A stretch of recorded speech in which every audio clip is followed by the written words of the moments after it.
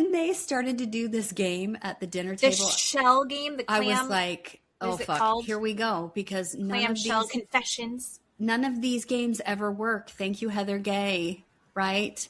They Because did. we all have PTSD from Salt Lake playing these stupid games together at the dinner table.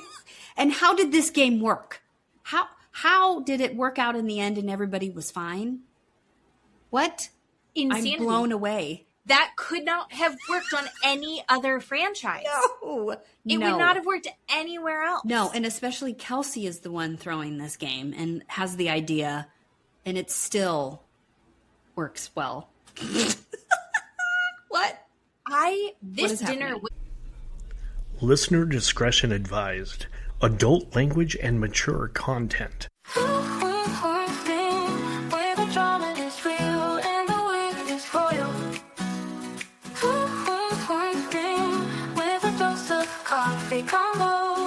Two queens, one screen, and we are back. We're back, everybody. Look, I did it again. Welcome back. Thanks for tuning in. And I remember last week we didn't do the intro. We just started. We just started talking. We didn't identify ourselves with anything. That's right, because usually I have to edit your name. Yes. And I didn't have the place where I edit your name for the whole thing. That's true. You had just had a stroke, and that I did. We didn't care. Stroke adjacent. People know who we are by now. They should. Yeah. But just in case, I'm Jen. She's Keeley. That's right. Oh, man. To be fair, you and I were just discussing, this is going to be a really hard week. We have a lot less to talk about. We really only have 2 shows to talk about. Yeah.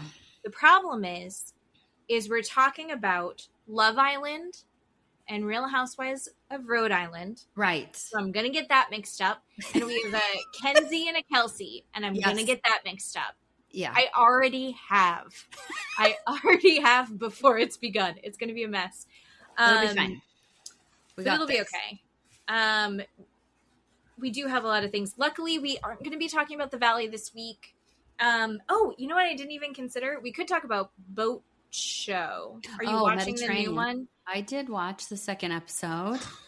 I have feelings. We can do a quick gloss over of that. Okay.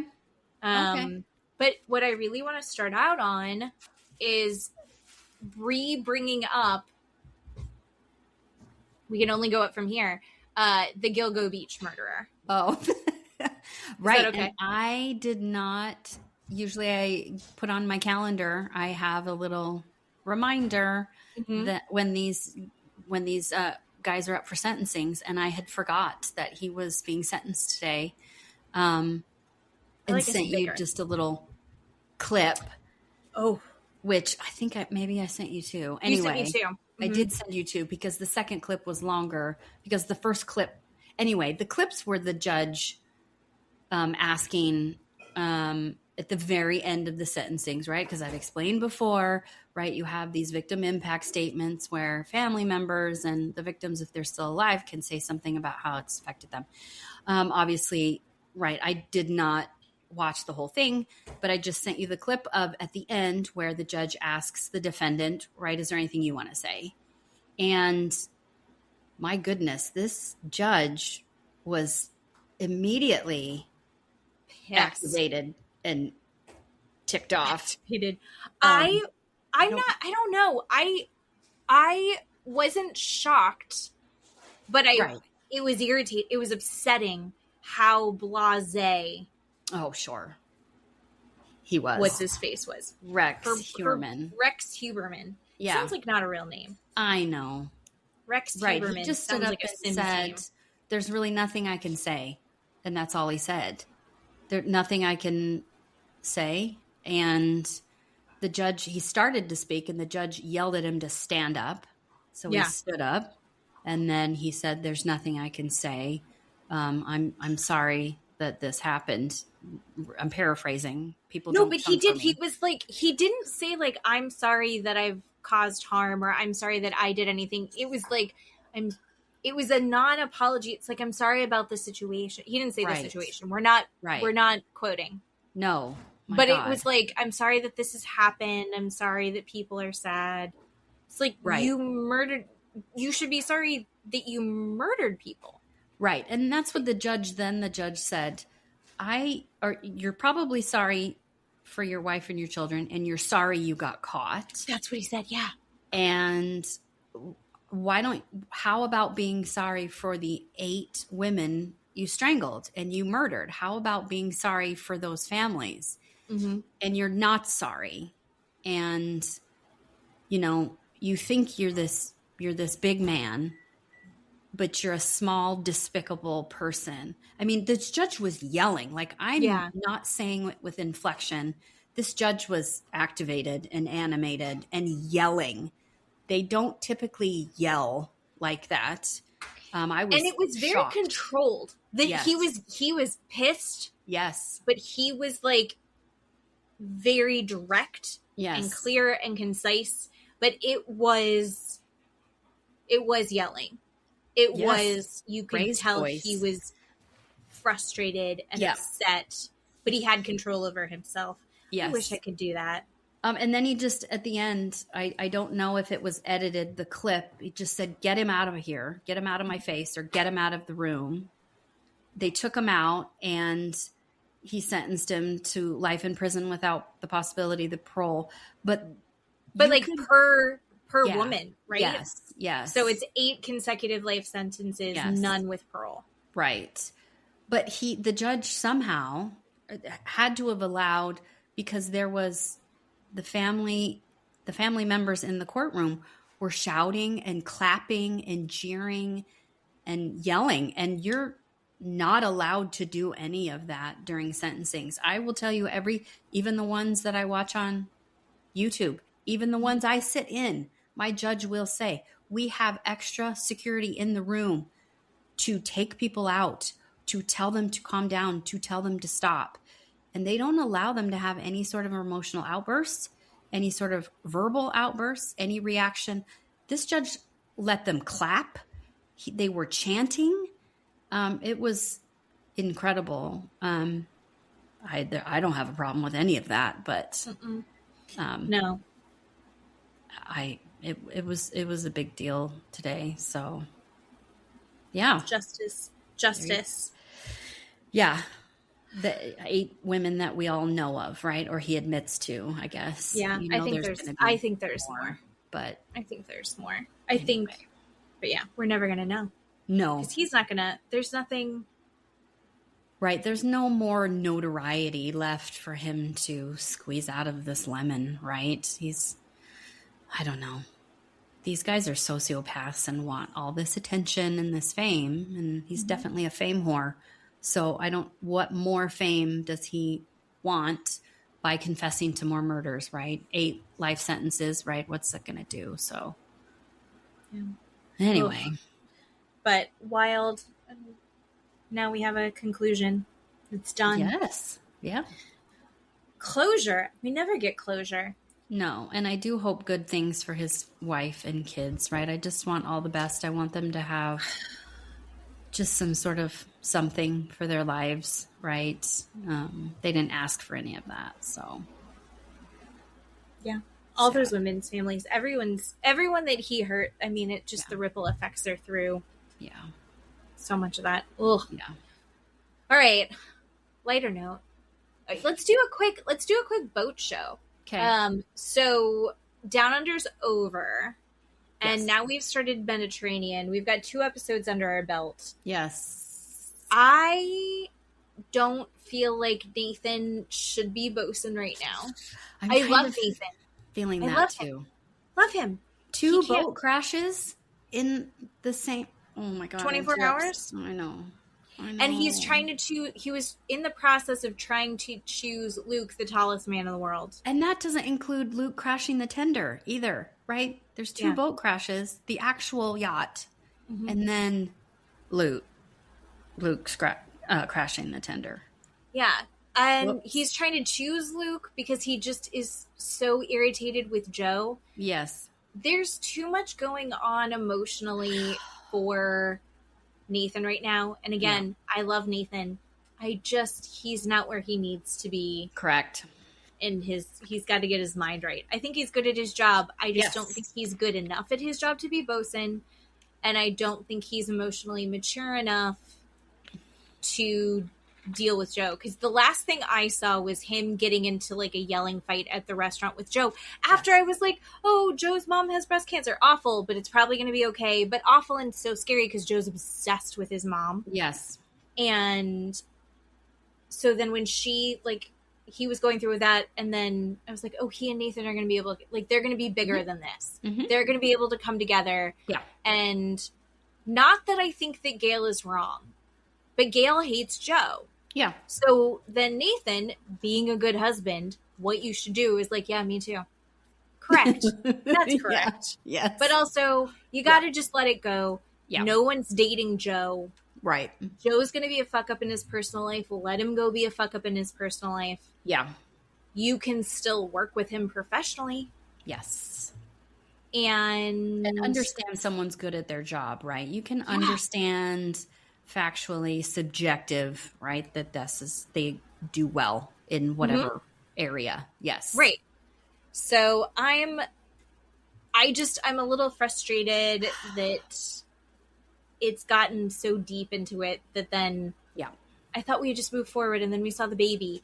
And what Joe was saying was actually quite sweet. He's like, Gail and I didn't get along, but then I had this phone call with my mom, and Nathan was there for me, and they had this beautiful baby, and everything's good. Well, Nathan only heard that Gail and he didn't get along, and he's like, keep your wife's name in your fucking mouth. Yeah. Which, again, is the correct thing to do. Good job, Nathan. But not in the work environment. No, true. Very true. Oh. And I do love that Sandy told Nathan when Nathan was like, I gonna pick Luke as, and she goes, I think you should sleep on it. I really don't think that's the good choice. So I appreciate Sandy making Nathan take another sleep on it before making that decision. That was the right call for her being in charge. Think Sandy is so good. And I think even better than Captain Jason, she has the ability to help people grow professionally and personally in a parallel way. Yes. That's so amazing. I think I think that she is my favorite of the captains of developing her crew. Yeah. In a real way. Almost like, dare I say, like a mom. Mm-hmm. She's the mama captain. Sure. And that's maybe her superpower. Yeah. And also that she's come from a place of she's a recovering alcoholic. Right. She's also brought herself back from kidney disease. She's been through so much that nothing, she crashed the boat and she was so chill. Yeah. You have missed the first season's Captain Lee's Stud of the Sea. Mm-hmm. Was this kind of old crotchety captain, handsome man, handsome guy. He looked who's the guy with the white hair and the beard that would sing with Dolly Parton? Oh, Kenny Rogers. Kenny Rogers. He looked like a little Kenny Rogers. Oh, okay. But he'd be like, I'm madder than a wet chicken. And you're like, what does that even mean? He's like, keep it up. I'm going to eat your ass. And you're like, that's not what you think it means. Don't yell that. But he was he'd get really worked up. Man, stern. And Sandy is just unflappable. Yeah. Even waking her up in the middle of the night, right? For the and she was like, thank you. Thank you. Good job. I appreciate that. Yes. She's such a good leader. Yeah. I would still be terrified of letting her down. There are times where she has been mad at people. Sure. And it's scary. But it's the calm, scary mom. Mm-hmm. I love me some Captain Sandy. What do you think of the chef? This is a totally different chef experience for you. I really like her, and her lusting after Luke kills me. I'm dead over that. She's giving him this extra steak, and she's like, this is why you don't choose lust over your job. And I'm dead when she did that. She's wonderful. She's, really respectful and responsive to Aisha, always saying, "You guys are doing great. Thank you. That really worked out really well." And yeah, her and Luke, I had no clue that was coming at all, or if she even. Oh my gosh, it's amazing. I do love her. I love her. And then her explaining that, what was it? A pro basketball star sent her all over the world to learn how to cook food. How to do all these things. Yeah. What? Amazing. Can you imagine? I would love to have a kind of job where it's like, oh, I see that you are good at this. And like, make you better. Like, I have a great chef that lives in my house. I'm going to send you all over the world and I'm going to like take care of your training to help you grow even more. What? Yeah. I know. Incredible. But then you think it's like, and you're going to live with me forever. Yeah.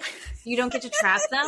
You don't get to trap them with you forever after that. I know. Dang it. Right. So what did you think of the charter so far? I know it's over, but did you have any feelings about these guests? I loved when they got up and they were all wearing matching dresses and they were like, is there a full moon? And then they showed their butts. Yes. I loved it. Yeah. I thought that it was weird how, and this is, again, I'm a heathen. I thought it was weird how the wife kept going, thank you, God, for blessing us. And then there are these girls doing like spins up and down the umbrella pole. Right. I could have just had the dancers and not mom and dad for the charter guests. Like, do you know what I mean? Like, mom and dad were kind of bringing me down. So I was just like, but mom and dad are paying for the trip. No, they are paying for it, but you can pay for it and not have to show up. I just liked the girls. I really enjoyed the girls. I thought they were so fun. And then they start talking, and you're like, oh my God, how many languages does she speak? And just like so smart. And like they're taking care of their bodies in a way that I wish I could. And they're performers and like so confident. And I loved it. I loved everything about them. Women empowering women. I didn't understand the dynamic with the wife and husband there. It just 100%. Was, it was just like, he was kind of weird and creepy looking. They were like, he's like Hugh Hefner, but weird. Also he's not like Hugh Hefner because he's with his wife. And his wife is also one of the people that's like running all of this. Yeah. She's talking about God a lot. Yeah. I don't know. I just could have done without them. So whatever. And I really thought that they would give him more of a tip. 25? I thought that would be at least 35. Well, they were only there for 2 days. I know, but still. So 2 days is like it. I wasn't upset by the tip. I guess. Connor, the other tall Southern stew. Cooper. Damn it. Cooper. Yeah, see, yes. It's not going to go well for me. Cooper.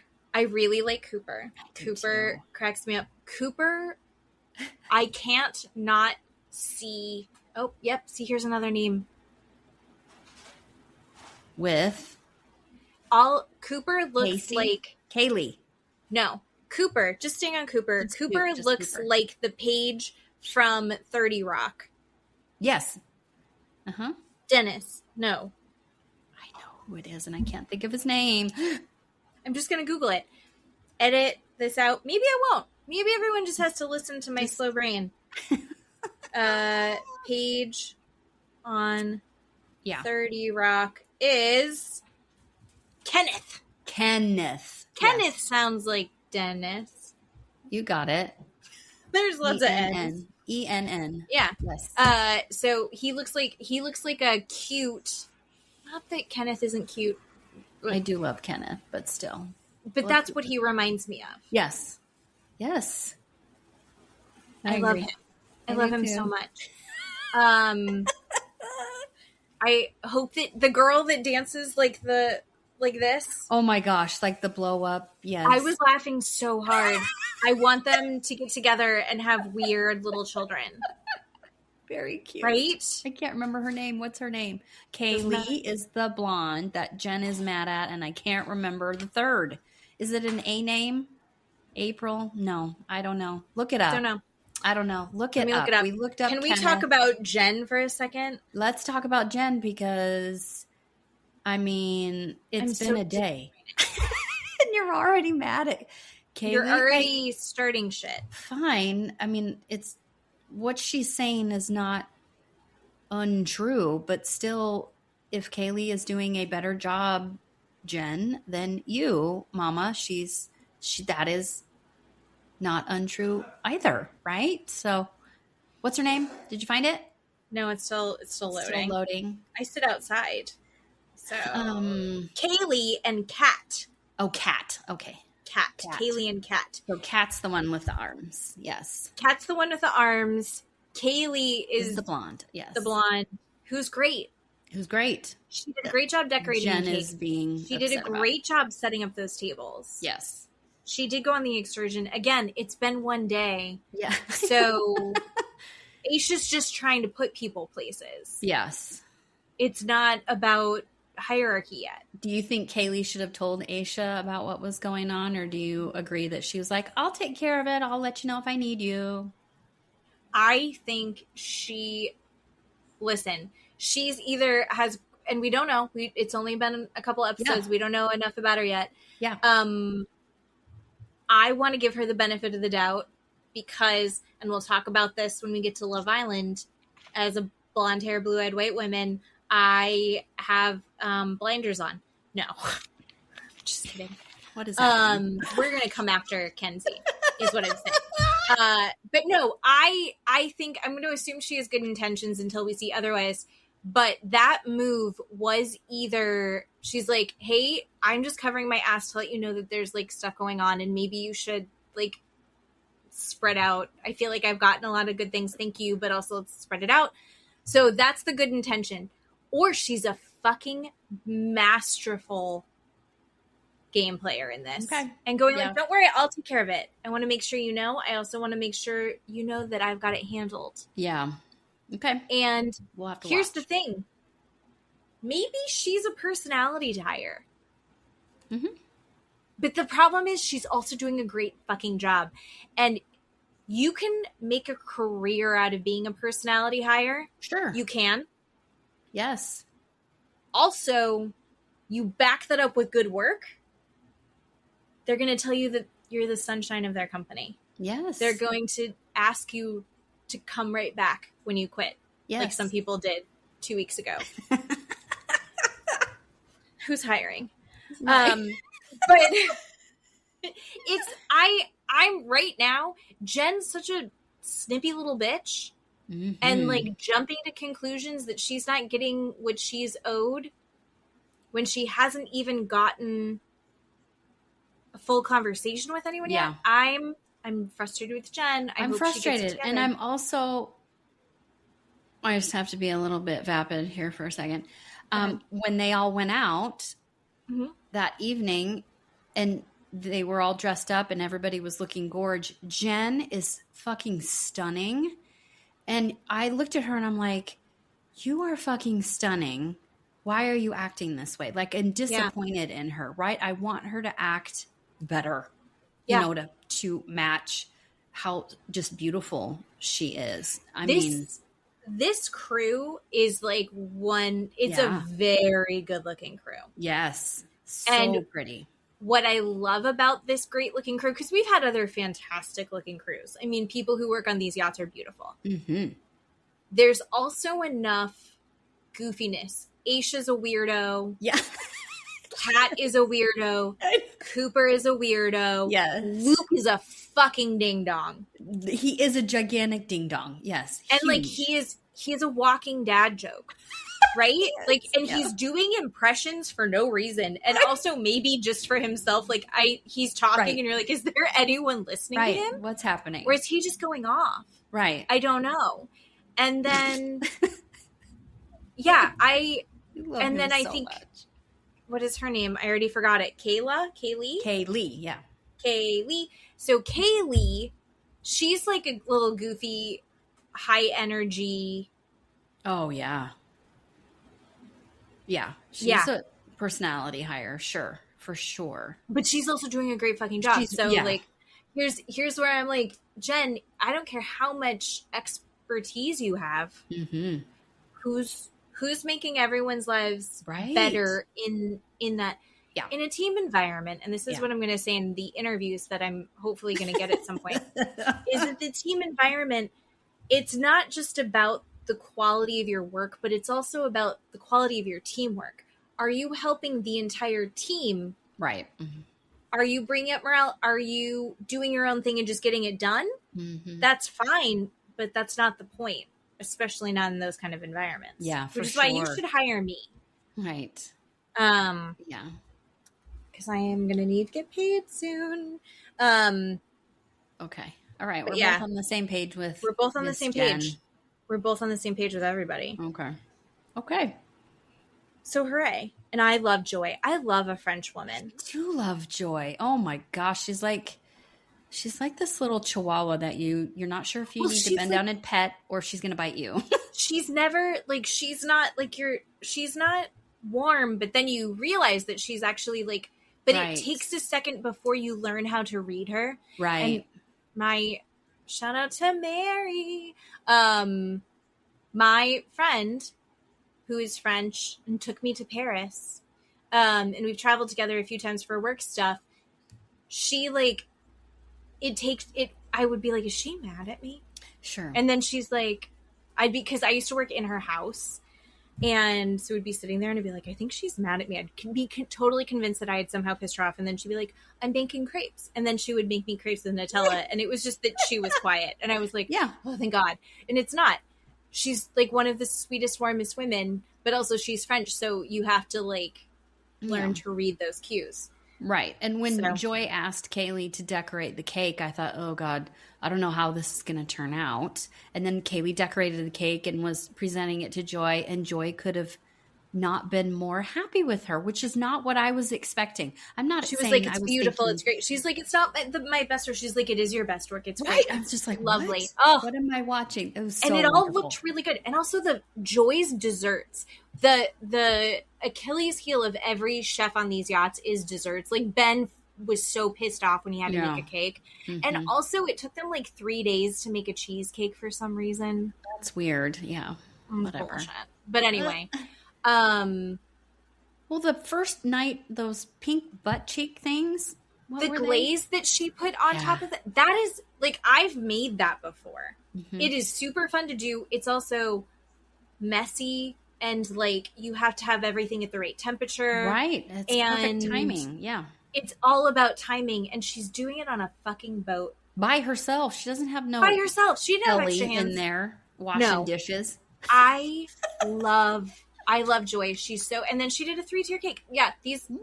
Talented. Joy might be my favorite chef other than the chef from the other season who was the British dude with the curly hair who like had trained to be a clown.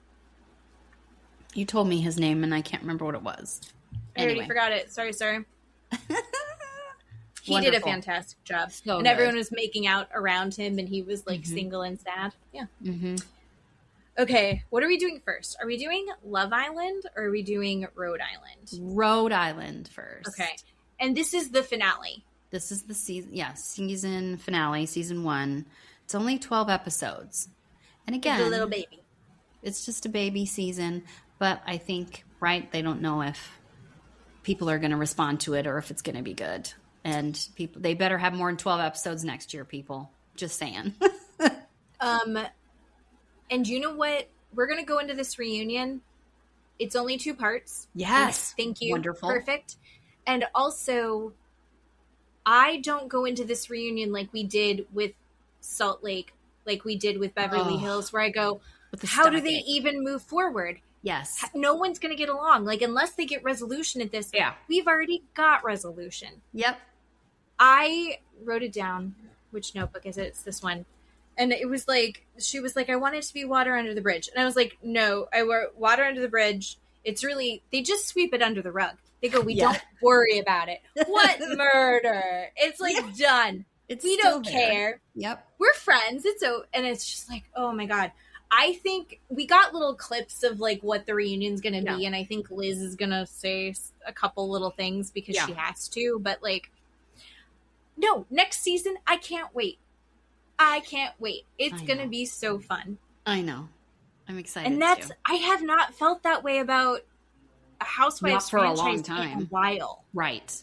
We're all dreading Salt Lake. We're all dreading Beverly Hills because both of those are complete unknowns. Makes everybody's stomach sick. And everyone's like, we got to take a break for a couple of years. Right. Probably. Right. And New York was like that. So good. To the point that I think they've actually brought back the OGs of New York. Yes. And they're also doing it for Orange County, I think, too. I think you're right, too. I think that's what I heard, too. Which, like, I can tell you what, I don't need to see Vicki Gunvalson ever again. I don't need to see Ramona Singer. I don't really need to see her either. She's good TV. I get it. But it's not. And Dorinda. I don't even know that I really need to see her. I would watch Jill Zarin, but I don't even think I really need to see her. Mm-hmm. What is your feelings about Bethany Frankel? Oh, don't like. Have never liked. Have never liked. Have never liked. Never liked. I think we have had this conversation. Yeah, I think so. Yeah, have never. I was a big Bethany Frankel fan, and now I'm like, no, thank you. I can do without. I'm good without her. Yeah, I mean, I don't care.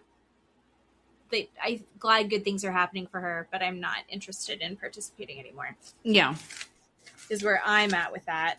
Yes. Okay. So let's talk about the beginning of it. They did like a recap, and I did write a note, and it was something that she actually said in a previous episode, where Rulla was talking about basically how she doesn't feel like she was allowed to deal with all of the rumors and everything with her husband coming out on her own. Okay. And then later on in the episode, she's like talking about how, because Joellen goes and like has a conversation. First of all, how fucking good did Joellen look in that blue dress? I know. So pretty. Joellen's so good looking. So pretty. Yeah. I love Joellen. She is a queen. And she was like, I feel like the way that this was brought up, and like I was on my deathbed and everyone's talking about me and not like, I don't know. To me. Mm-hmm. Not talking to me. And here's the thing is, I feel like people had tried to talk to her. Absolutely. They have tried to talk to her. They have. And then, like, gets it's mad. still happening. Yep. Sorry, but it's happening in front of all of our faces, and everyone just has to pretend that it didn't happen. That's part of this. This mentality of this whole group of women. I think it also happens in Jersey, where it's like, you shut your mouth. Right. And I think even Rosie said, and she said it beautifully and explained it really well, that Rulla is upset at Joellen because it's easier to be upset at her than her husband, to acknowledge and admit that her husband, right, is doing these terrible things. Yeah. And so it's easier to be upset at Joellen. I mean, I wrote down I was upset that when they were all waiting to get on the ferry and Joellen hadn't showed up yet, and Rulla mentions, I don't know to who, and says, you know, I'm worried about what Joellen's going to say or what card she's going to pull out of her pocket next. And I wrote down, you're worried about Joellen? What do you mean? Right? This stuff bothers me. It makes me upset. Yeah. Well, she said at the recap said it was her going, I'm going to process this and I'm going to figure it out. I have my own ways of doing that. And I was like, it's avoidance. Yeah. It's fully avoidance. Yes. And it's also one of these things where, like, we don't know what's going on in their marriage until, like, there's some shit going on. We don't know all the layers. Yep. It seems like it should be easy for her to leave, but there's a lot of reasons that she can't. We don't know what they are. Right. You're right. Prefacing with that. But it's also the situation where I think I know what you're going to say. No self-reflection. Yeah. And there's something where, like, I might say to you, and actually this is so raw and real. I might say, like, I need you to tell me if I'm out of line here. Yeah. But you know that if you tell me when I'm out of line, I'm going to cry and ruminate on it. Yes. And I don't really mean it. I think that I really mean it. Mm-hmm. I think that I want you to tell me what's wrong with me. Right. But if you tell me what's wrong with me, it will destroy me, and I will be in a puddle on the floor for the next 3 weeks. Yeah. so you tell me that I'm pretty and that I'm good because you know that I can't handle the truth. Right. Rulla at this point has only proven she cannot handle the truth. Right. The problem is that Rulla is like the victim in this until she turned Joellen having her back on Joellen. Right. And set Brian after Joellen. Oh my God. And let Brian do that and was like, well, it kind of makes sense. Like, he didn't want her talking about him. She's not going out talking about him. She talked about him to you. Right. You said, Joellen showed me this. Yep. And now he's going after her. And he's going after her at her fucking job. I still don't bring this into your job. And I almost said the same thing about Joe on Below Deck Mediterranean. The problem is that all of their personal shit is happening at their job. Yeah.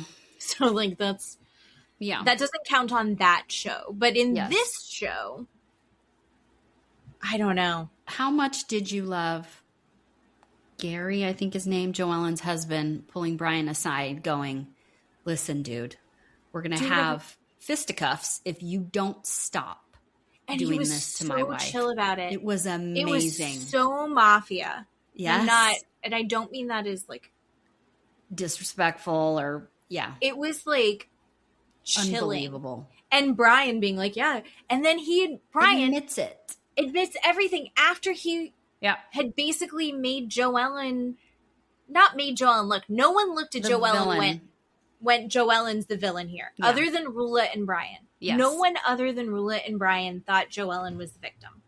Yeah. Maybe Liz a little bit, but Liz is her own deal. Yeah. I loved it. I loved it so much. He admitted to everything. Well, he's like, yeah, there's the video, but it was from a while ago or something like that. And Brian's like, sure it was. Okay, whatever. You handle your business. Just stop talking about my wife. Stop being that way about my wife. Amazing. And then Gary goes out and tells everybody he admitted it. The whole room. Yeah, he just admitted it to me. I'm dead. I'm dead. You just told the whole group that because that's a girl thing to do. That's a good husband. So much. It is a good husband. I think he and Joellen are like so solid. Oh, I love them. Yeah. I love them together. Yeah. Oh. That was amazing. And her sister. Yep. Yeah. I don't know. So they're good. Block Island is beautiful. I don't think that I thought it was nice. I thought it was really beautiful. Uh-huh. I don't totally understand why they're freaking out about Block Island. I gave it a Goog and looked at it. It's stunning over there. Holy smokes. Like I didn't know this place existed. I barely knew where Newport, Rhode Island was. Like, anyway. And I mean, I wrote down it took an hour on the ferry to get there on a boat. Like, yeah, it's significant. I know that I can't afford to go there. So I'm going to just put it down. But still, it looked beautiful. And we're also going to say, that I'm not Kelsey's biggest fan. She brought me right around. I'm back on Team Kelsey. Can I tell you, when they started to do this game at the dinner table, the shell game, the clam, I was like, oh fuck, here we go, because Clam Shell Confessions. None of these games ever work. Thank you, Heather Gay. Right? Because we all have PTSD from Salt Lake playing these stupid games together at the dinner table. And how did this game work? How did it work out in the end and everybody was fine? What? Insanity. I'm blown away. That could not have worked on any other franchise. No. It would not have worked anywhere else. No, and especially Kelsey is the one throwing this game and has the idea, and it still works well. What? This dinner was one of the best dinners all around because there was drama. Yeah. Things came to light.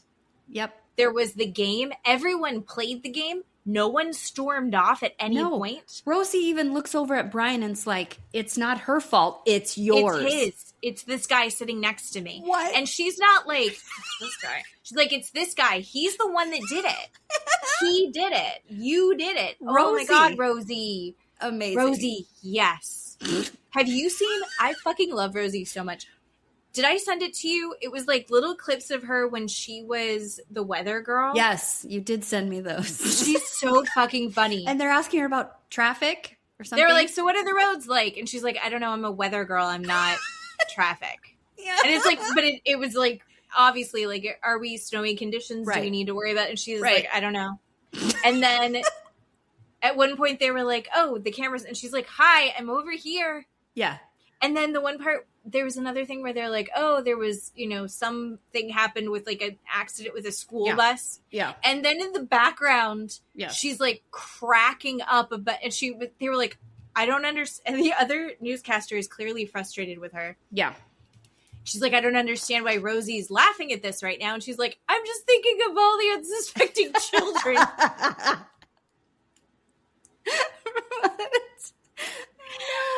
She's like, everyone's fine. Oh, Rosie is a delight. It was I so love her great. so much. It was so great. So last episode, she had to have a little back and forth with Rulla. Yeah. Where Rulla needed to be like, I think it was inappropriate that you chose that time to bring up the video and bring that to light. That's not when... Is Rulla correct? 100%. No. That was not the time. That was not the time for Rosie to be like, hey, there's this thing. When Rulla's trying to like host a big party, no, you do it beforehand or off to the side or after. I'm going to give I'm going to give the argument back to you that you give all the time. You are on a reality TV show. Sure. Thank you. Sure. That's the 100%. argument. No, but as a viewer, Rosie is a darling for doing that. Yeah. It is. I love Rosie for being who she is because I think if there wasn't a reality TV show, I think Rosie would have gone and done that anyway. Absolutely. 100%. I think Rosie would have done that no matter what, if there were cameras or not cameras. Sure.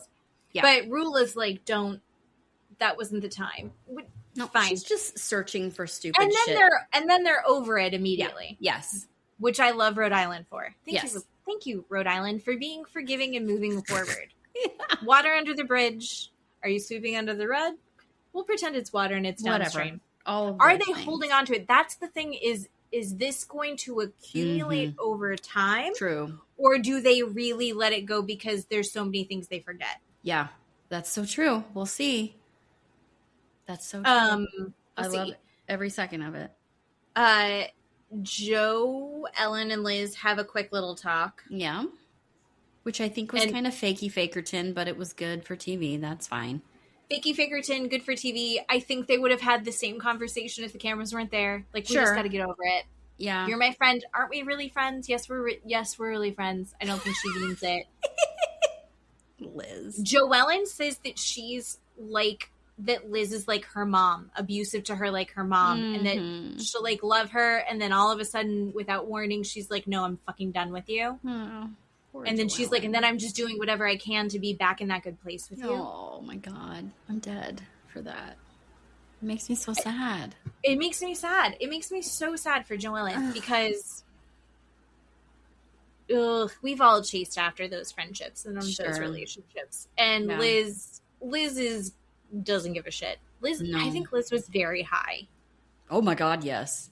Absolutely. Good for Liz. That's your job. Absolutely. That's your job, Liz. You do what you gotta do. You betcha. And Liz looked incredible the entire weekend. Mm-hmm. It's like, it makes me a little bit angry how good these women look. I know. Right. Ugh. But anyway, they were just like, yeah, you said stuff you didn't mean. I said stuff I didn't mean. And then there's still times where like Liz is like, yeah, and you did this. And Joe Ellen's like, you're still wrong about that. You're still wrong. You're still wrong. You still kicked my chair. You still pulled my hair. Like, yes. She's like, you said I put my hand in. But watched you did. It. You did. You did. I don't know. And all this stuff, we'll get to it. And they're like, we're going to focus on the positive. I did like that. I liked that Liz was like, I'm just going to focus on the positive. I think you're funny. I think you're smart. And I liked that. I thought that was like a good, like, okay, now we're back and we're okay. Yeah. And then we got to talk about Alicia's proposal. Yes. Did you hate it? I hated it. Hated it. Hated everything about it. I had really high hopes that he was going to be better, do better. No. He had a chair and some flowers, ripped the ring off of her own hand, and then put it back on her hand. Didn't give her a new ring. Idea? No. No. And then she was like, all the things that she's been asking for, she then said, she's like, this is my focus in the next year, is getting on the house, getting my name on the house. Yes. Getting my own money. Like, yes. And Alicia's, see, here's the thing. This is what I thought about with Alicia and her response to that shit proposal. When she was like, this is all I've ever wanted. He gave me my fairy tale proposal. And as a viewer, you're going, I'm sorry, what are we watching? What do you mean? But she's also critiquing it in real time. She was. And giving him constantly shit was amazing. Just giving him shit the whole time. Amazing. I love. And then she's like, yeah, he did do that thing. It was nice. I deserved it. He owed me that. Yes. Loved every second of it. But here's the thing that I see in their relationship. She is a wife where her husband constantly tells her, not in these terms, people, don't come for me, exactly how stupid she is. She doesn't understand math. She doesn't understand money. You know, she doesn't understand X, Y, and Z. That's why she's not on the business. That's why she's not on the house. That's why she has no access to the funds, and he gives her a monthly allowance. He constantly pulls her down and tells her how stupid she is, and she believes it. And therefore, when he does something quote unquote extravagant, she's like, oh my God, this is the best thing. This is all I've ever wanted, because this is all she's ever told that she deserves.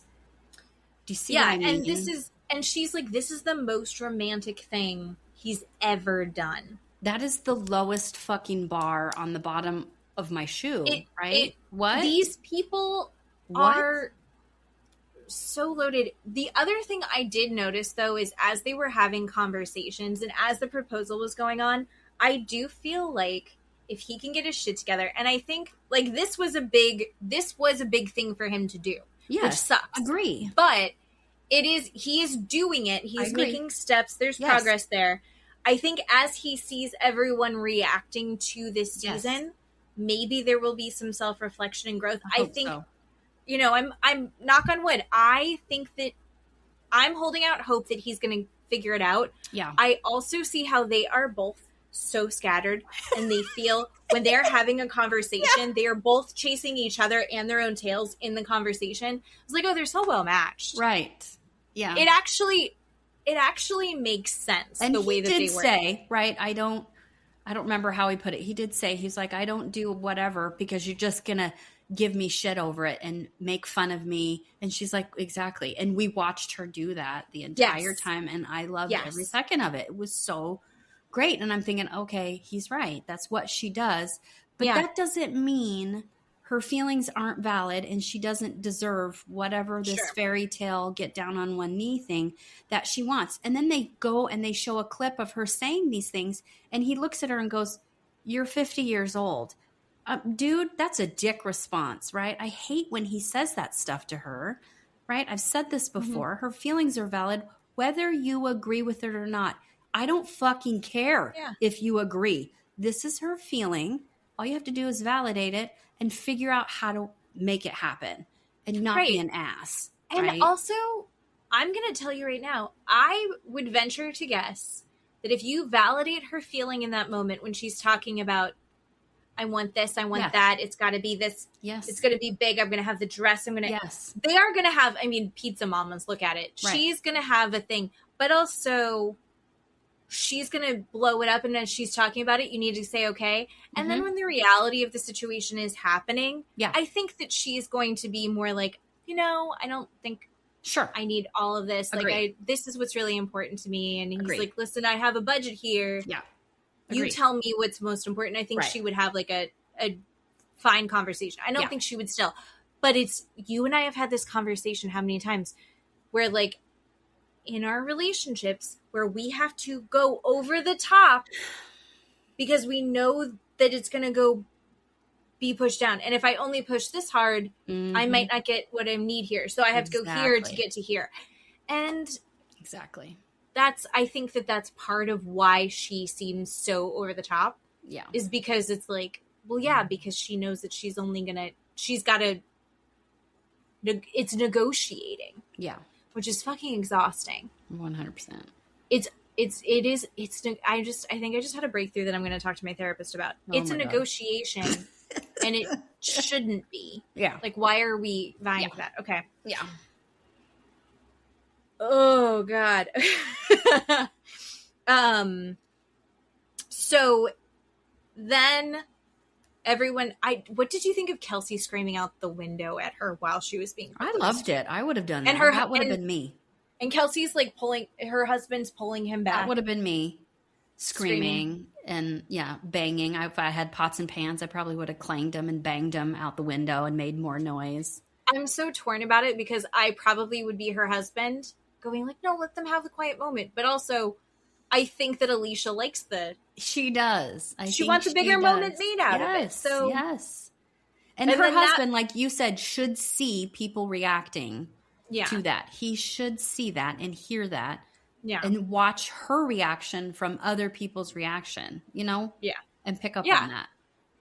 And then, so they're all in that very old hotel, bed and breakfast place. And then Rulla is in her room and Joellen. So this is wild. We had already talked about this, but Joellen going up into Rulla's room. Here's something that I wrote down because I needed, when Rulla was like, do you feel like you were being truthful?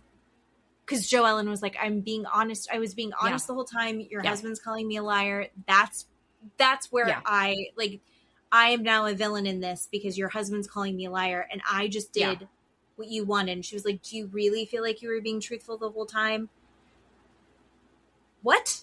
Yeah, that's what I said. What? I don't, again, that's denial and projection and avoidance. Oh my gosh, all of these therapy words. Yes, all of that.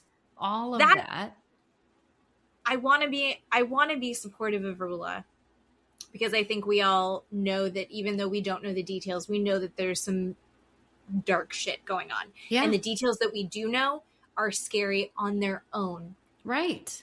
And I think we know that there's more going on that we don't know. So when it's just really hard because you're like, Rulla. Yeah. Honey. We're trying to be on your side here. Yep. We're trying to be on your side and you're actively fighting against it. Right. And I think that that's probably very common in domestic violence. Oh God. Yeah. Very common. In these, and I don't know. Matt was like, did he hit her? Cause like he came in while I was watching it and they were doing the follow-up of like Brian getting arrested. And Matt was like, oh my God, he hit her. And I was like, I don't know, but I also don't doubt it. Sure. Sure. So, and we'll I feel like also something else I've noticed watching 12 episodes with however many, a handful that they have been in, especially Brian. Yeah. I think he has an alcohol problem because his skin on his face is so red all the time. Like everybody comments on it red too. All the time. And that is a sign of alcoholism. And I really think maybe he has a problem, right? And wouldn't put it past him for him to lay hands on her right at home. But I think we're not watching him actively slurring or falling down or, doing Darko Danny or anything like that. But no, but we did see him acting up at that dinner. Yeah. And on top of it, he like, as Joe Ellen's husband, Gary. Yes. Gary. I think it's Gary. Was like, kind of cornered him and was like, she didn't do anything wrong. Yeah. You need to back off and like whatever you're doing is fine. I don't care what you're doing. Yeah. She's not going to talk about it, but you don't get to chase after her and call her a liar anymore. Yeah. And then fucking Brian is like, well, I did, and who knows why we do the things that we do. Is it middle age? Is it hormones? And it's like, we know that he's taking steroids. We know that he's taking hormones. We know that he's on microdosing and GLP-1. We know he's filling his face with Botox. I don't know if Botox does anything else to your like mental state, but like all of the things that are in this system. Yeah. Not just alcohol. Yeah. Like, who knows what the fuck he's doing to himself. Yeah. But those things don't make you cheat on your wife. True. I was just going to say that. Yeah. It doesn't make you cheat on your wife. And the level that he's going to orchestrate all of it. Yeah. And hide it, but not hide it. Right. And then act like it's everyone else's fault that they saw it.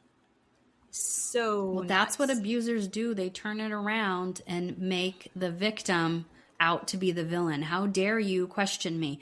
What you're seeing is not real, right? That's fake. That's AI. That's somebody planted that. Like they gaslight the person and make them feel crazy. That's what they do until the person either, figures it out and leaves, or they end up in a worse situation than before because it's escalating, right? Yeah. All of these situations always escalate to something else, something worse.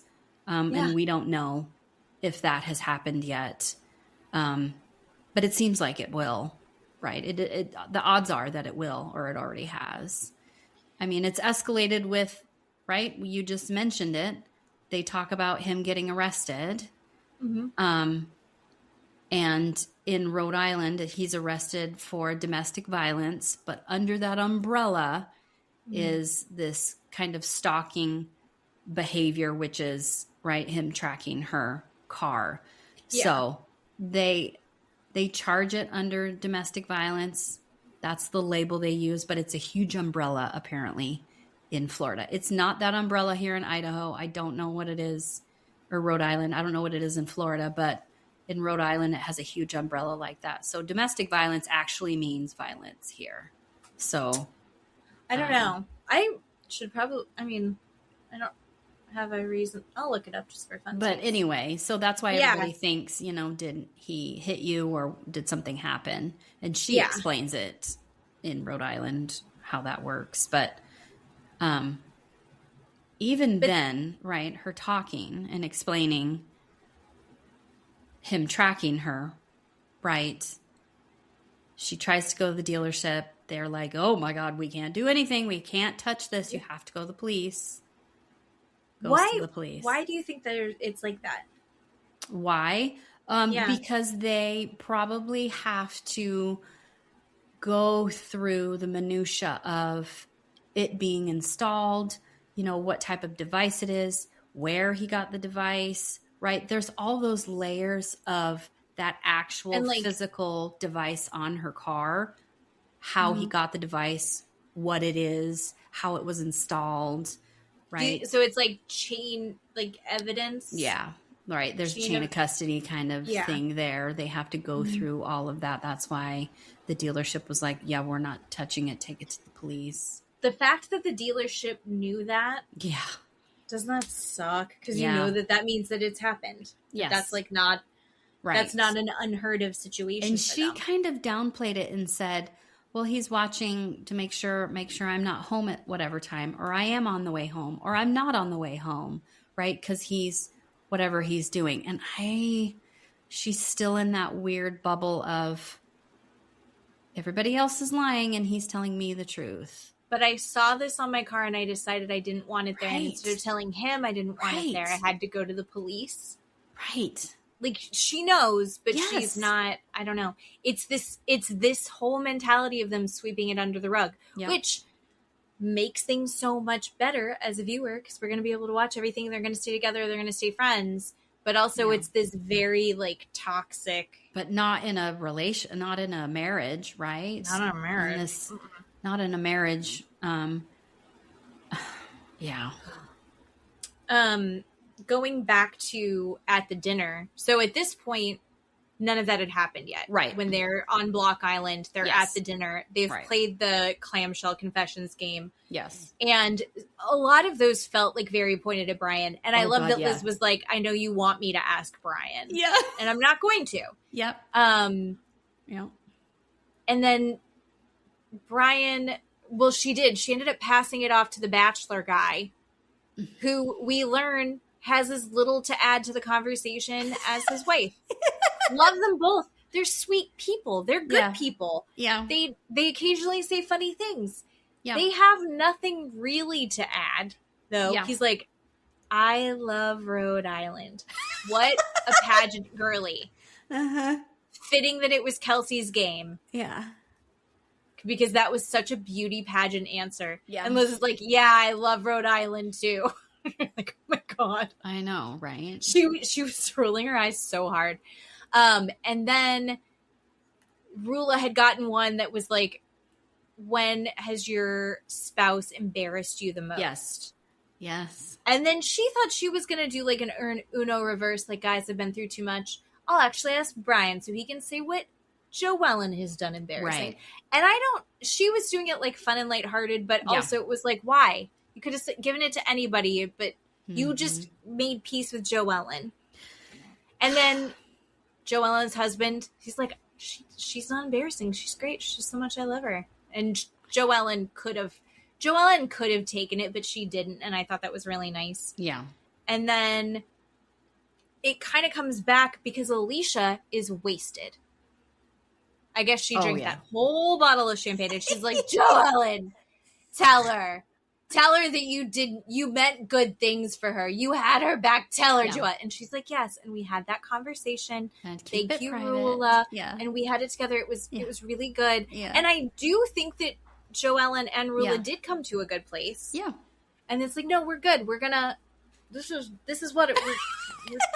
We're hiding it in the closet again. Like, we're not talking. And Alicia's like, just say it. I'm going to say the things. And like her fiance is sitting there going like, they got it. It's like, leave the room. And she's like, no, I'm going to talk about it. We have to get it out in the open. Oh, you're like, oh, you're so sweet. I love her. I love her so much. I know. And then Brian decides he's going to make a speech. Oh, Lord. Blessed be. Hide under a rock. Be embarrassed. Right. He has no shame because he has completely manipulated his wife and she is, gaslighting her friends, right? He's watching it in real time and it's gross. When he said, for the sake of our family, you've put aside your ego. What? And then she's like, what? And he's like, maybe your pride.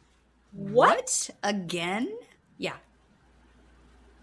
Why? No. Is this man here? For the sake of your family, keep it in your fucking pants, Brian. Yeah. I was so furious. Mm-hmm. And she just sits there and pretends like what he said was nice. Yep. That's fucking insane. Yep. It was insane. Yeah. That was insane. I need more people to talk about how nuts what he said was. But the problem is him saying that and it making me so angry pales in comparison to the fact that he's tracking his fucking wife and cheating on her. Yes. And then making her look like a crazy person. Yes. And Joellen, trying to get her fired. Like, there's so many crazy things that he does. Yeah. Just that conversation on its own. I know. We would be like, leave him. If he had done nothing else, yes. we'd be like, that man is a monster. Yes. On top of all the other shit, it makes me terrified for Rulla. All the stuff that I don't know and don't understand. Yes, of course. So, but yeah. Anyway, the moral of the story is Kelsey, I have completely come around on her. I think she planned a fantastic weekend. Block Island, she did such a good job. Yeah. And I love these women.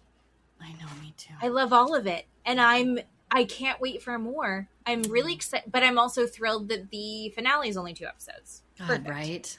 Perfect. The reunion, yes. 2 episodes. And the husbands are there. Unbelievable. Love it. Love it. Thank you. Unbelievable. So great. It's so good. So good. Oh my God. Okay. Yay. So yeah, next week will be fun. I'm excited. Good job, Rhode Island. Amazing. And now we transition from the good to the bad. Ugh. Okay. Love Island, season 8. Love Island. It's hard. It's very hard. I will say off the jump, because I feel very good right now that I feel vindicated about Kenzi. Last week, we did talk about, the beginning of the show and the people we liked and the people we didn't like. You were a Kenzi fan. I mean, I thought she was a little Alicia. Was like, absolutely not. There's something up with this chick. I don't like her at all. I don't like how she's moving. And we hadn't done anything. We hadn't really moved. I really hate using that word. We hadn't really moved anything in the villa last week at that point. I just didn't like her, right, personality, or her as a person, right? What set it off for me is her when Zach didn't step on that green dot for her. And she was a total brat to him. I was like, I'm done. Mm-hmm. I'm out with this chick. There's something wrong with her. And I am fully vindicated with how she has performed this last week. Ungodly. And I am not the only one. And I was just sending you clip after clip after clip of people hating on her going, see, I'm not the only one. That was just for me. Just saying. No, and I'm here to tell you that you saw it. What do they say? Sometimes being correct about something first can be worse than. Yeah, no, you're right. So that was all just me shoving it in your face, being a brat. And I'm gonna take it. No, I have soured on Kenzi. I don't like how she's moving with the guys. I think she was an asshole to Zach when they barely knew each other. Yes. And I also think that she is moving. Then we've got Corbin, the robot. I don't like Corbin at all. No. Corbin is so gross to me. Yes. Sorry, Corbin. The very sexualized talk that he's got. God, right? Yes. He's talking about his sexual fantasies and pushing it. Granted, it's all edited, right? But I haven't heard them have a real conversation. It always is turning into what being he wants horny. to do with her body and vice versa. Right. And she gets mad. So America voted. I voted for them to get ripped apart, right? We put her and Caleb, the cowboy, together. Mm-hmm. And ever since then, she has pouted about it, gone behind Caleb's back, made out with Corbin. Anything she says to Corbin is all sexual, all sexualized. Yes. But when he doesn't kiss her, right, they're on the dock facing people and he's not kissing her, then she pouts about it and says, well, I'm done with him.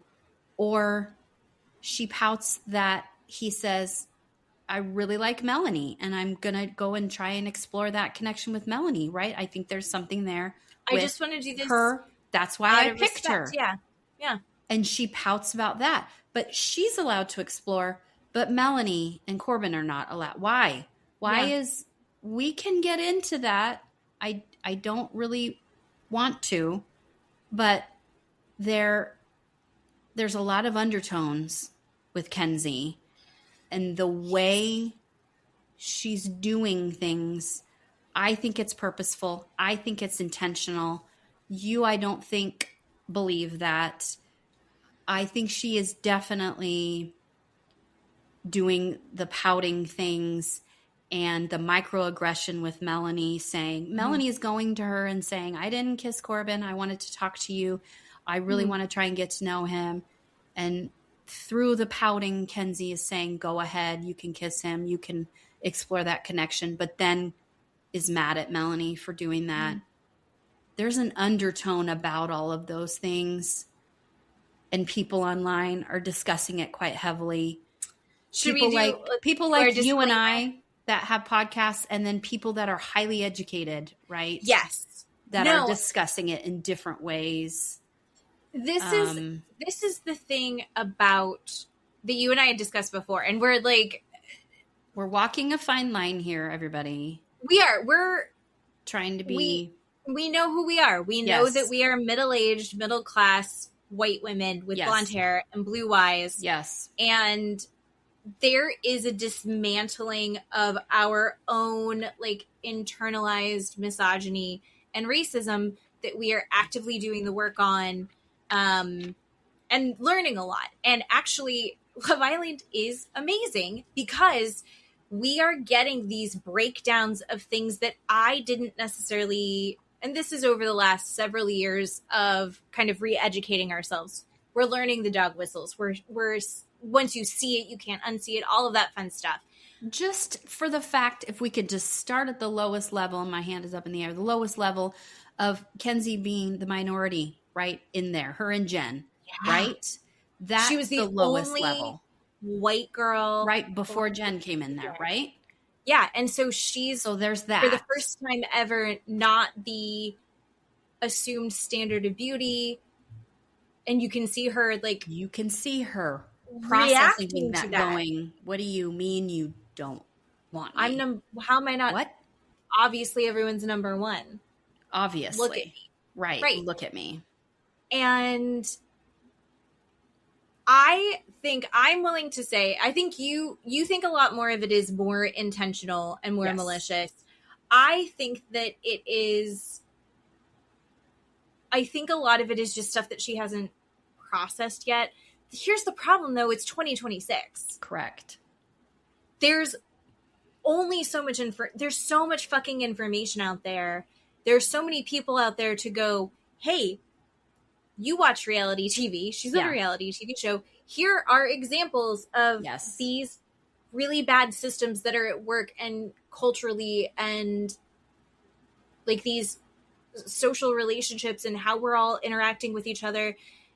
Here's these structures and how insidious they are. Look at them. Here they are. And we're watching it. And part of me, I will be totally honest, gets exhausted going oh, holy shit, I didn't realize. It's like finally seeing the Matrix. Yes. And you're struggling, I'll be honest, when you finally see the Matrix, you're struggling with, okay, now I have to pay attention to that instead of I just want to zone out and watch reality TV. I just want to zone out. I don't want to have to pay attention. So you're struggling with that balance, right? It's not a bunch of goofy, drunk 20-year-olds hooking up, right? Yep. This is oh, she's fetishized Corbin. Yep. She's been given exactly what she said she wanted. Yes, with Caleb. Yes. But she has so fetishized Corbin. Look at how she's talking to him. Yes. Right. The actual words that she's using and the subject matter she talks to Corbin about, which is all sex. All of it is sex. Then she talks completely different in a different tone to Caleb. To Caleb, it's, how many babies and all of this very gender specific roles, and we're not getting to know someone's personality or their background or where they grew up or how many siblings they have or I mean, I don't understand what I'm watching with her. Yeah. I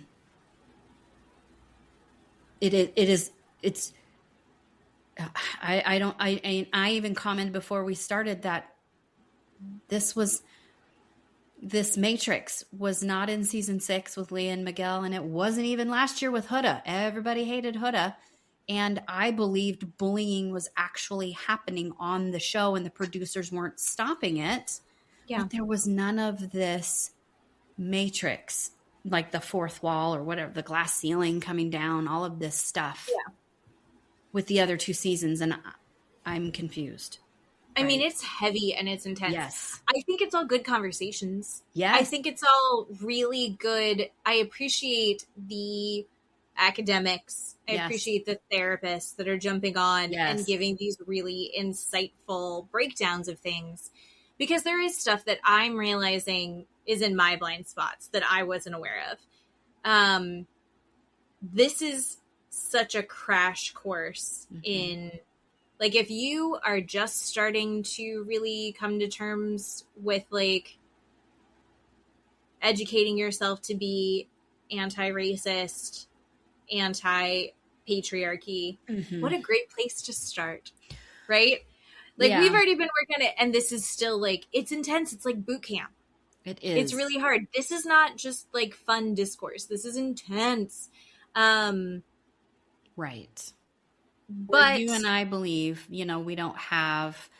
we shouldn't be talking about certain things because we're white, blonde, blue-eyed, right? We don't have that right to speak on those things right now anyway. I don't necessarily know if it's that I don't feel like I have the right to. I think that I don't necessarily think that I have enough of a basis, right? Sure. Like, I feel like there are other people that are more important to be speaking on it. And I think there's white women that have an education in this. Sure.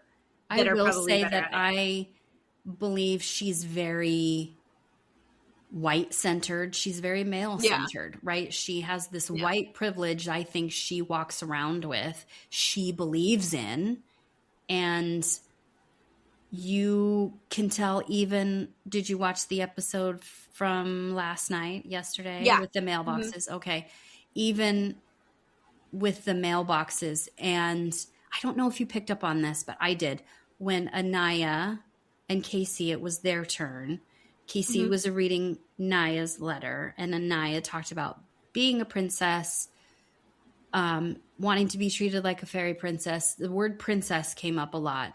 They would pan to Kelsey, and Kelsey would pout, where you could infer that she is the princess. She is the only one that's allowed to use the word princess, is the princess, has the princess story, should be treated like a princess. And when Anaya uses that word, she didn't like it. That's what I picked up on. And I'm like, oh, yuck.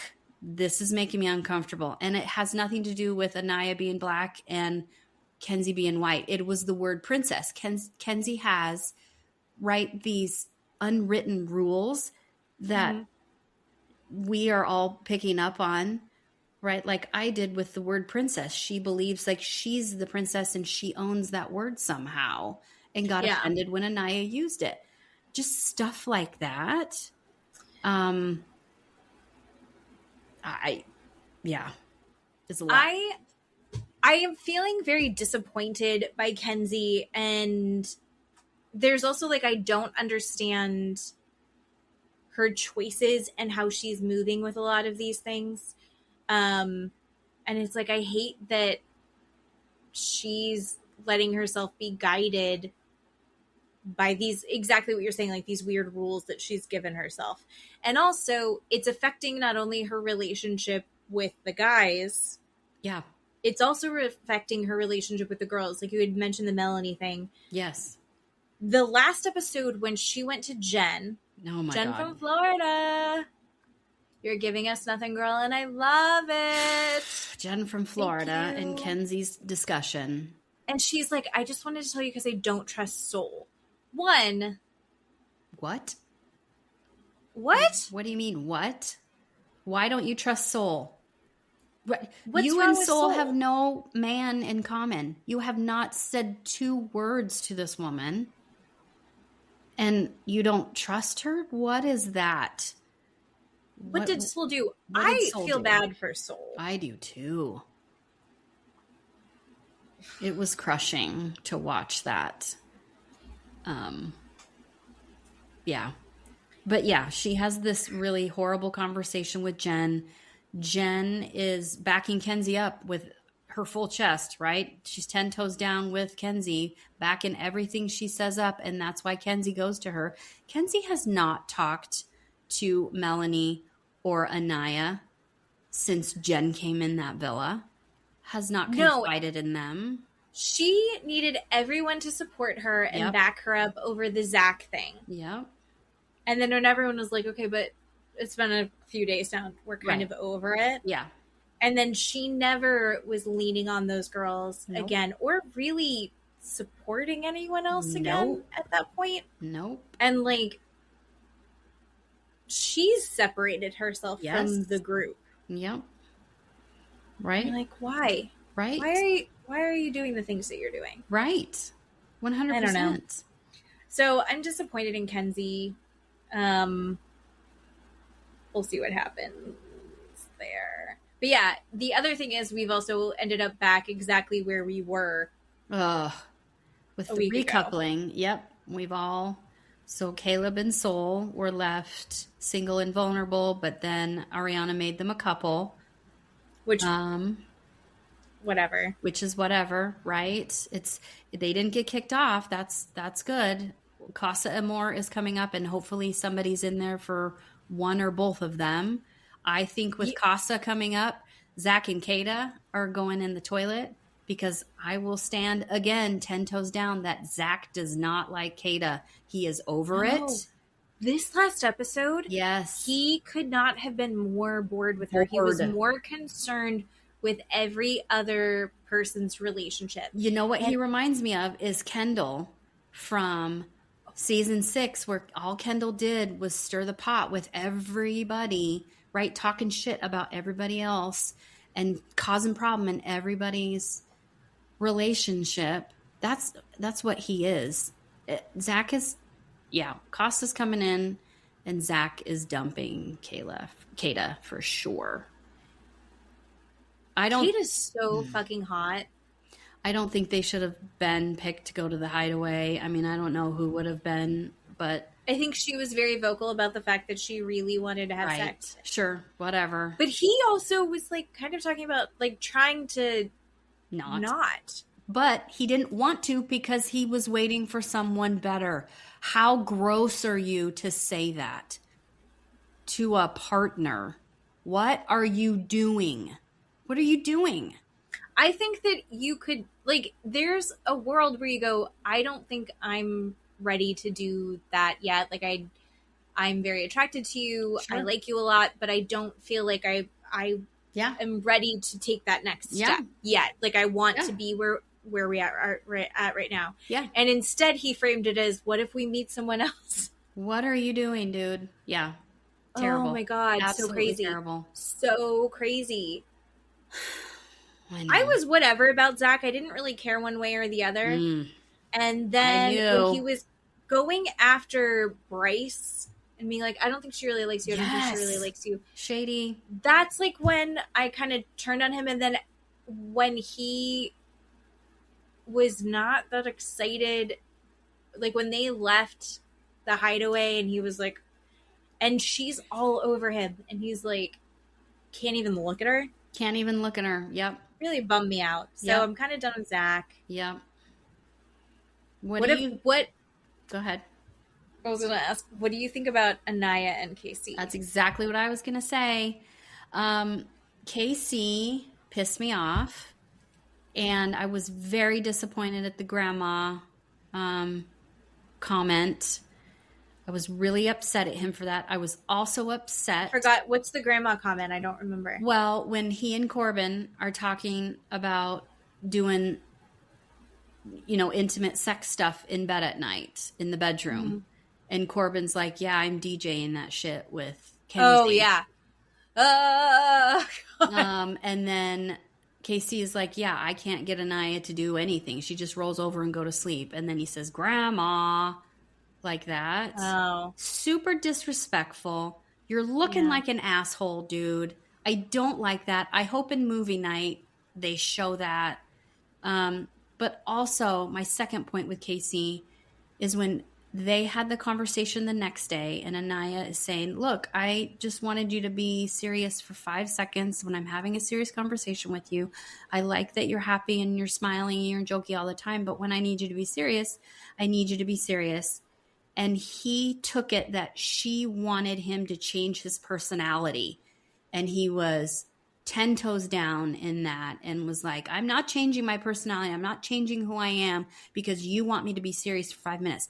She literally said those words. I don't want you to change your personality. I'm just asking you to be serious.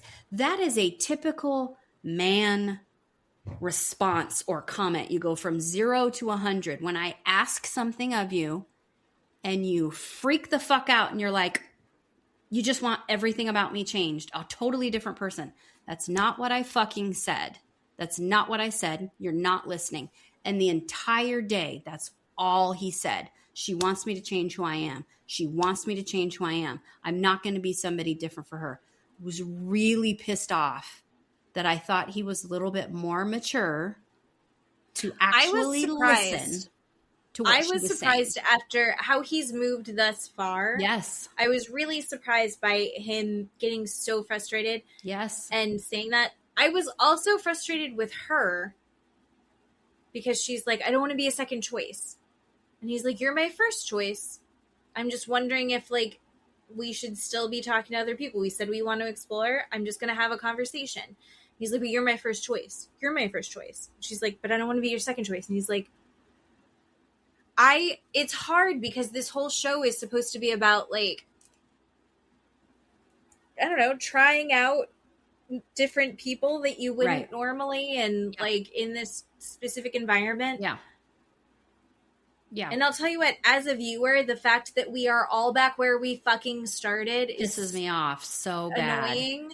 It is but annoying. Also, I get her saying, like, I don't want to be anyone's second choice. I get that, except for this is a show where it's like you are supposed to have a bunch of choices. I don't know.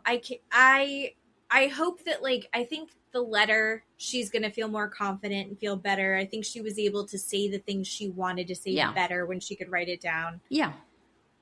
So I'm hoping that, like, gets better. All he had to say to her, instead of getting frustrated and talking about it for 8 hours, is all he should have said to her face is what he said in the letter, right? I use joking and being funny and laughing, right? As something to make me feel better because I had whatever happened to me. All he had, and she would have been, okay, now I understand you. Never came into play that she was trying to change him as a person or change who he was, but he was too pissed off, too petty, and too selfish to look at her and say that. But he said it in the letter. He said it later, and I appreciate that. But I was mad at him.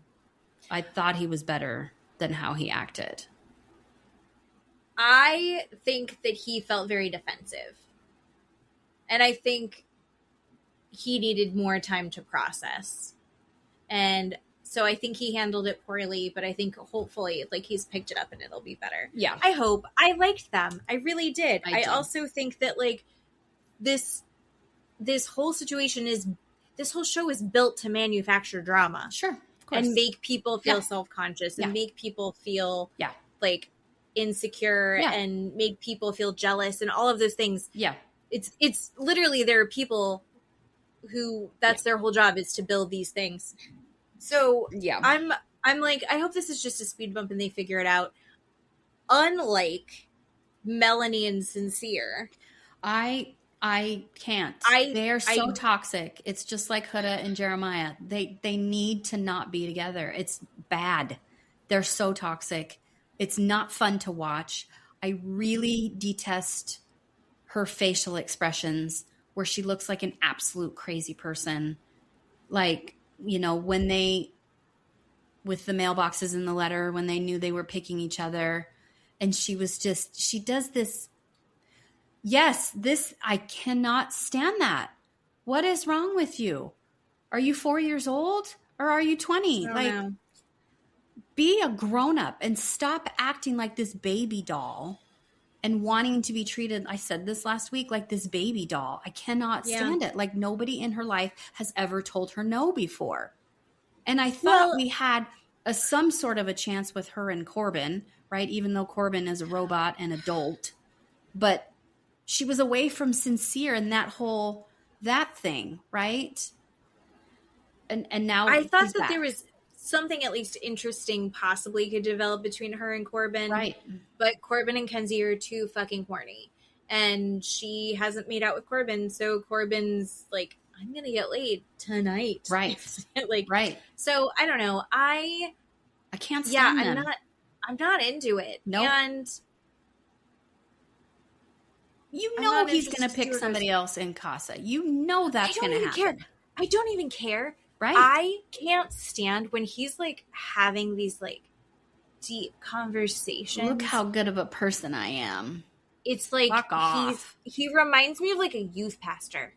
You know, where he's like, just like you have to connect with yourself and like what is your true purpose and like, oh my God, center dude. yourself. Him and Soul, I'm not even mad at Soul, but like he's like, how do you find your peace? And she's like, I'm really into breath work. And I was like, oh my God, shut the fuck up. This is so vapid. They both feel like they're really deep.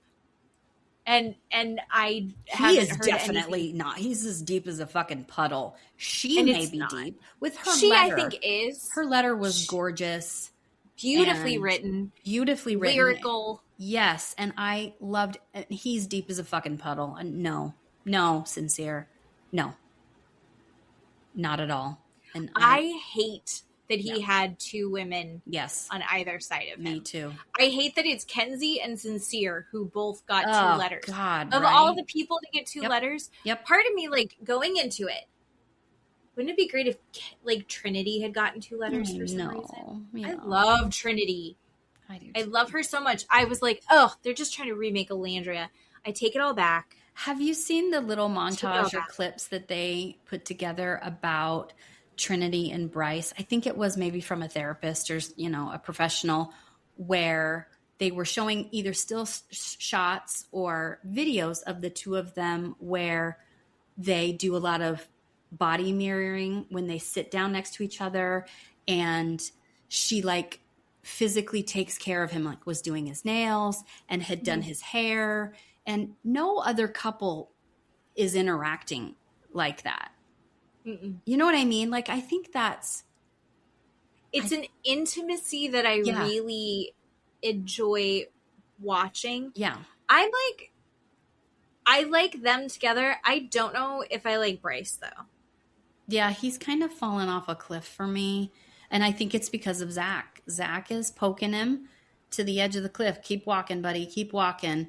And he's just going to fall off of it and not have Trinity with him because of Zach. That's what I think. He's self-doubting, self-sabotaging. But then there's also like when Zach got back from the hideaway and they were like, what'd you do? What'd you do? One, who's really having those conversations in real life? Yeah. Do people have those conversations in real life? I don't know. I'm 40 and we're 2 out of the game. What'd you do? And he's like, we did everything. And he's like in the ass? Oh, God. What? Yeah. What? Yeah. I know. Oh, what? He isn't he the oldest? I think Let's look at the app. Oh my God. And speaking of age, can we circle back to Kenzi for a hot second too with age? Because one of her red flags with Caleb was the fact that he was 2 years younger. She's like, I don't date anybody younger than I am. Bitch, do you know how old Corbin is? Corbin is 22. Kenzi is 24. Bitch. Yeah, but Corbin talks like this. Shut up. She's just picking and choosing these stupid ass things to not. Oh no, it's not real. It's not real. It's not real at all. And she also like belittled him on his age, and then also about his eyesight. With when the he was eyesight, like, I have 2013. I have like fighter pilot. I also have fighter pilot vision. And she's like, I just graduated nursing school, and then proceeds to be completely wrong. Completely wrong. The internet is losing their minds, and everybody is just ding, ding, ding, ding, ding. You're so wrong, right? Terrible. Just being an asshole, right? So I don't know. And then the whole white noise conversation with, was it Corbin? Mm-hmm. Yeah. What do you mean? And then proceeds to make the sound of white noise. What? What is wrong with you? She has this complex in there of this ego that she can do and say no wrong. And I have no idea where that came from. And I even said last week, why is everybody in the villa going, we need to find her right. A couple, right? The bombshell needs to come in for her. This is all for her. This is for her, for her. Why? Why are we doing this? And now this is the monster they've created. It's terrible. Mm-hmm. Absolutely terrible. And it's happening so fast. Yeah. It's this pressure cooker of like, oh, we're watching it happen and it sucks. So it's all those white woman tears. 100%. It's gross to watch. I hate that she's us. She's not us. What did you think about Jen from Florida and Gabe and their letters and having sex and cute. everything? Good for them. Whatever. It's the most nothing. And did you watch the After Sun show? I didn't. It was fun. It was good. It actually, I that. came around a little bit on Sean. I love Beatrice. Yeah. I love her. I'm trying to say it like... Please don't ever do that again. Her. Just say Bea. Thank you. Bea. I was trying to do the Ariana. No, please don't. But no, I do really love her. Okay, so you have to watch it because they've totally redone how the show works. So you see them get their phones. Oh, okay. So you see him FaceTime his sister, FaceTime his mom, find out that the mayor of his city is like pissed talking at him. Shit. Yep. And he's handling it very as well as he can. I thought, he doesn't have media training. I think he did a good job. I think Bea is awesome. And I can't remember. There's Sierra and then another woman and the other woman who I don't know her name, who's the other host. I don't know who she is, but I love her. I don't know where she's from or who she is. Don't know anything about her. Okay. I know that she's got very fun tattoos. She's super hot and she is a fantastic host. She's so good at it. Her name's She's really good. Nefertiti or something like that. What was her name? Anyway, go ahead. No, I didn't watch it. It's good. I hated all of them before. Hated them. Love it. Me too. I never watched it. Yeah. I'd watch part of it and be like, I don't care. No, I'm not watching this. Loved it. Okay, good. Loved it. All and right. both Sean and Bea were saying that Gabe is incredible and super smart and so fun. Okay. And I feel like the letter we saw him have like a couple conversations. Yeah. I feel like they could be something fun, right? Like I feel like I'm supportive of that friendship, relationship, situationship.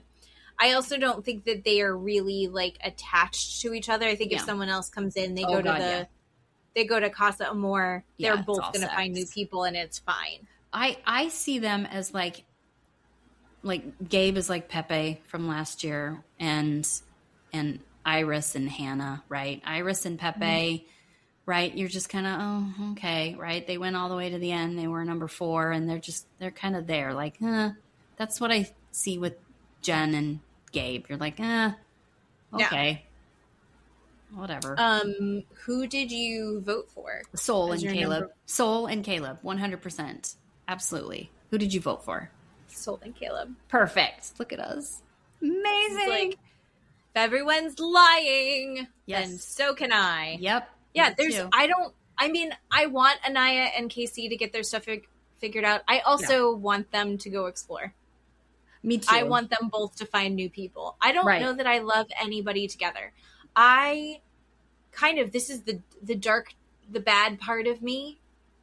This is what I think of when I look at Casey and Anaya. I think of Serena and Cordell, where they were day one, right? Yeah. Casa came, and he traveled outside his lane, came back with Coco, I think, and Serena lost her fucking mind, and he decided, oh, that was the wrong choice for me, came back together, and they won, right? I feel like that's a little bit of what I'm watching with Casey and Anaya there. He might stray a little bit with Casa, right? She's going to get upset and really hurt, but then he's going to come back to her. I'm worried it's going to be an Orlandria situation. Okay. Where he's going to go and find someone that he's like, oh, wait, no, this is it. Okay. That's my concern. Okay. I don't know. I get it. I want more chaos, though. I need this to be crazier. Yeah. Maybe I wouldn't have to do so much work on myself while I'm trying to just watch Love Island. Right. If we didn't have just like constant showing of like every fucking thing that Kenzi's doing. And you're like, oh, Kenzi, she's going to have to pull a Stassi Schroeder and get like a coach. Yeah. That explains to her all the ways that she's being a piece of shit. Yes. Yes.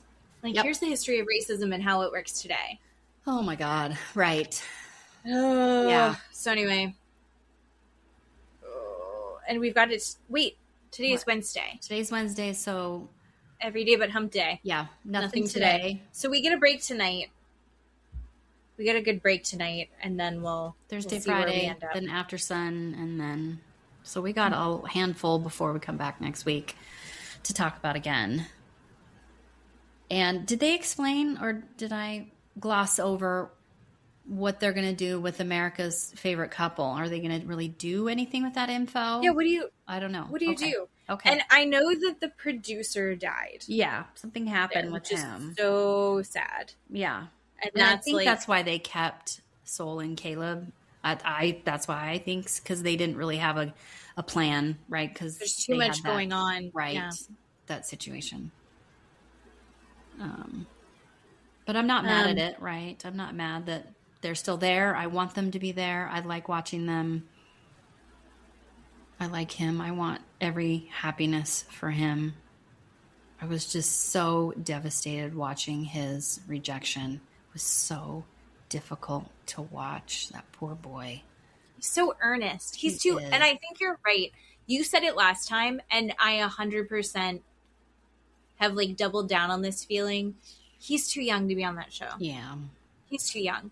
Yeah. Corbin is 22. I also think Corbin's too young. He's too fucking horny. He is. And every time he licks his lips, I know they're going to kiss, and it's gross. His tongue comes out, gets his lips all wet, and then they go in for a kiss, and I just am sick. It makes me sick. Watch next time. It comes I know it happens. You hear it. Ugh. It's, ASMR. Yeah, sick. It's so gross. Oh, it's so gross. Okay. And then next week we'll have, since we got this week off, Reunion. We'll have and the Valley. Reunion and the Valley. Some more of this. And then maybe a documentary. There's one that I heard about on Netflix that I might just buy Netflix again. That I heard was really good, but I haven't seen it. Which one? Is it the one with the pregnancy? Maternal Instinct? Yeah. Yep. Yeah. Yes. Have you seen it yet? I have not, and I wanted to watch it. There was another one on Netflix that I almost texted you about. Let me see if I can find it. That was phenomenal that I watched. What was it? It was really good. Let me see really quick. But I do want to watch Maternal Instinct. There's a lot of discussion about that where people are saying, oh, no, he knew. He should have, right? He absolutely knew, and he's just as much to blame as she is. Is it? I can take all this out if you want. Yeah. But we'll figure it out. I'll find it and let you know. It was really, really good. Was it on Netflix or was it on something else? No, it was on Netflix. Anyway, I'll find it and get back to you. But maybe we'll have something more. We'll see. All right. We'll figure it out. All right. Well, thanks, everybody. I'm really interested to see how everyone reacts. I will say Love Island is the show that we went viral for. That's and true. It was because we were talking about like Andy Cohen hates Huda. Yep. And what is the underlying structure there? Right. Well, the Israel-Palestine conflict. Right. Which wasn't on the show at all, right? There was none of that on the show. No, and I didn't pick up on it until, I think she mentioned Palestine, but I think she mostly said she was Middle Eastern. Yeah. Yeah. So it wasn't even like a big point. And then No. it's like, oh, here's all this underlying shit that I wasn't aware of that I need to know more about now because now we have 100,000 views in an hour. Yeah. So if there's stuff that we need to know, we want to know it. We're making the effort. Tell us. Yes. Please don't yell at us because we'll cry. And we don't want to weaponize our tears. Okay. Well, happy Pride Month. And 100%. Oh. I guess until next week. Okay. I love you. I love you. Thanks for the podcast.